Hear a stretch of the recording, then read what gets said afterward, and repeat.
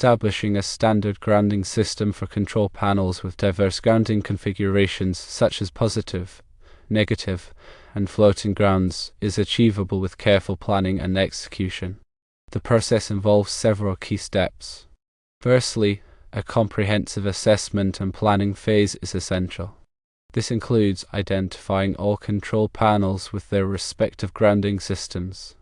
It is crucial to determine the existing grounding configuration of each panel, documenting whether it uses a positive ground, negative ground, or floating ground. Then develop a detailed plan for transitioning each panel to the standard grounding system. This plan should minimize downtime during the transition and address potential safety risks associated with altering grounding configurations. Secondly, establishing a single ground reference point is paramount. This reference point serves as the central grounding location for the entire system. The location of this point should be central to all panels, easily accessible for maintenance, and offer a low impedance path to earth. Ensure proper bonding and robust connections to all grounding conductors. This ensures that all grounding conductors are reliably connected to the single ground reference point.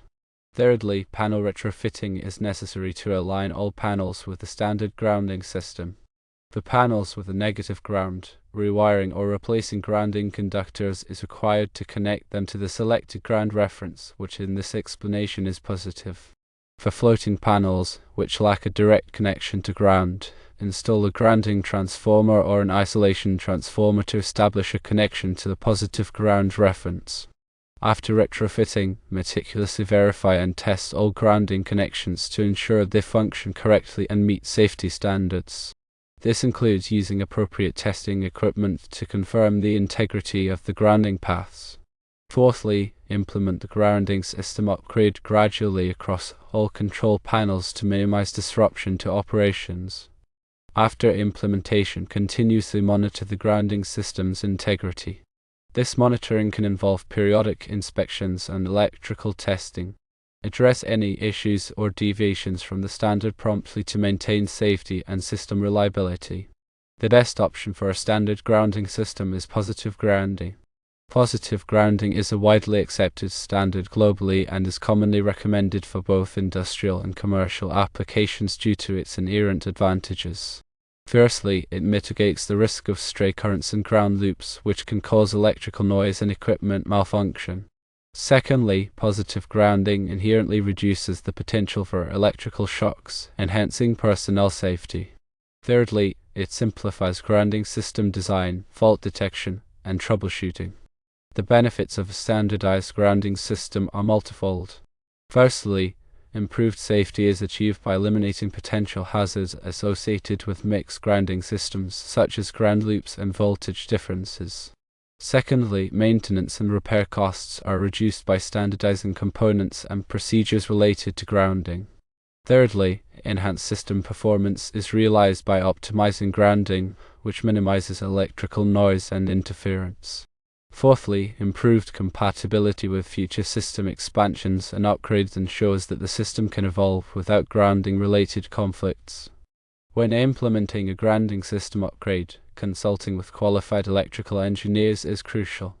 Adhering to industry best practices and relevant electrical codes, such as the National Electrical Code, is also essential to ensure the design, safety, and compliance of the grounding system. Grounding electrode conductors should be sized according to NEC Table 250.66 based on the size of the service entrance conductors. Grounding electrode systems are covered in NEC Section 250.50. Common grounding electrodes include metal underground water pipes, the metal frame of the building, concrete encased electrodes, and ground rings. The size of equipment grounding conductors are determined by NEC Section 250.122.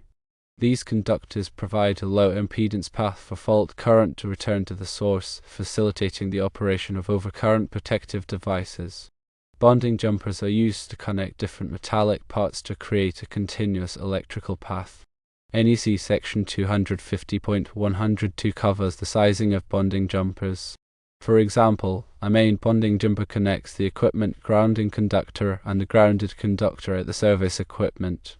Ground fault circuit interrupters GFCIs are critical safety devices that detect ground faults and interrupt the circuit. They are required in locations where electrical shock hazards are high, such as bathrooms and kitchens. Surge protective devices, SPDs, protect sensitive electronic equipment from voltage surges caused by lightning or other events. SPD should be installed at the service entrance and at sensitive equipment locations. Regular inspection and testing of grounding systems is important. This includes visual inspections of connections and testing the impedance of grounding paths.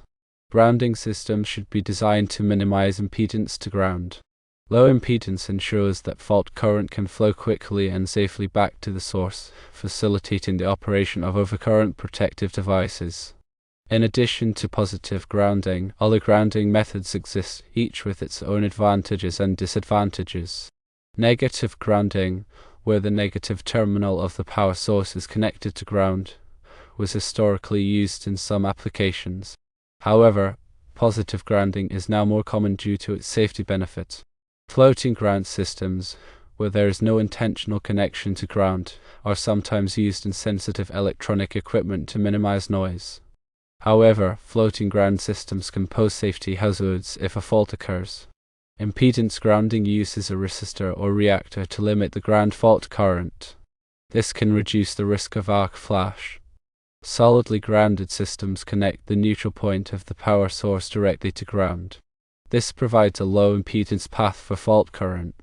High resistance grounding uses a high-value resistor to limit the ground fault current to a very low level. This can reduce the risk of arc flash and allow for continued operation of the system during a ground fault.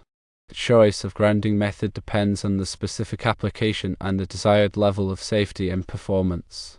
When evaluating grounding systems, it is essential to consider the following factors.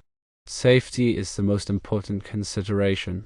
The grounding system should protect personnel from electrical shock hazards. Reliability is also important. The grounding system should provide a reliable path for fault current to return to the source. Performance is important for sensitive electronic equipment. The grounding system should minimize electrical noise and interference. Cost is always a consideration. The grounding system should be cost-effective to install and maintain. Grounding conductors must be properly sized to handle the expected fault current. Undersized grounding conductors can overheat and cause a fire hazard. Grounding connections must be clean and tight to ensure a low impedance path. Loose or corroded connections can increase the impedance of the grounding path. Grounding systems should be inspected regularly to ensure they are in good condition. Damaged or corroded components should be replaced promptly.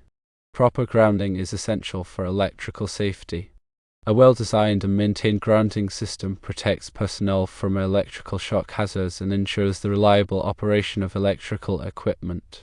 The NEC provides detailed requirements for grounding systems. Following these requirements is essential for ensuring electrical safety. The proper implementation of a standard grounding system significantly enhances electrical safety, reduces maintenance costs, and improves the overall performance and reliability of electrical systems. Regular inspections, testing, and adherence to industry best practices are crucial for maintaining the integrity of the grounding system over time.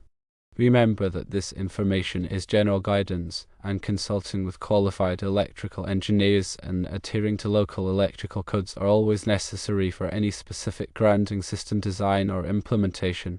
For grounding electrode conductor sizing, see NEC Table 250.66. For equipment grounding conductor sizing, see NEC Table 250.122. For bonding jumper sizing, see NEC 250.102. For grounding system requirements, see NEC Article 250. Always follow the NEC and local electrical codes.